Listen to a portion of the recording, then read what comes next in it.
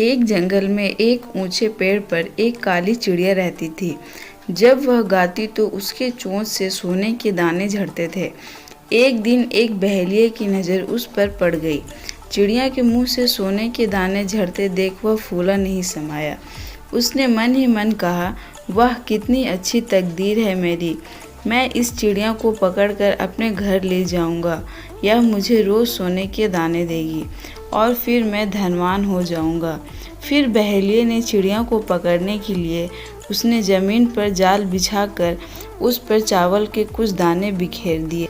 काली चिड़िया दाना चुगने नीचे उतरी और जाल में फंस गई। बहेलिया ने चिड़िया को पकड़ लिया, फिर उससे वह अपने घर ले गया।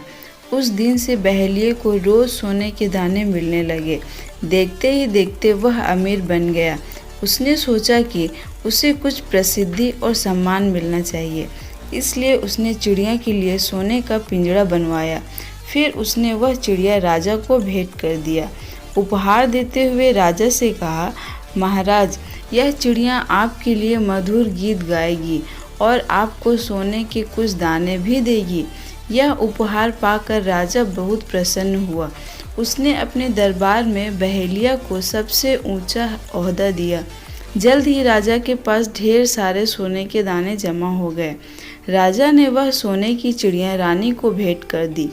रानी ने पिंजरे का दरवाज़ा खोलकर चिड़िया को आज़ाद कर दिया और सोने का पिंजरा शाही सुनार को देकर कहा, इस सोने के पिंजरे से मेरे लिए कुछ सुंदर सुंदर गहने गढ़ दो।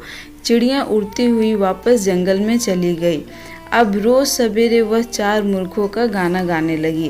पहली मूर्ख मैं थी जो बहेलिए के जाल में फंस गई। दूसरा मूर्ख बहेलिया था जिसने मुझे राजा को भेंट कर दिया। तीसरा मूर्ख राजा था जिसने मुझे रानी को दे दिया और चौथा मूर्ख रानी थी जिसने मुझे आज़ाद कर दिया।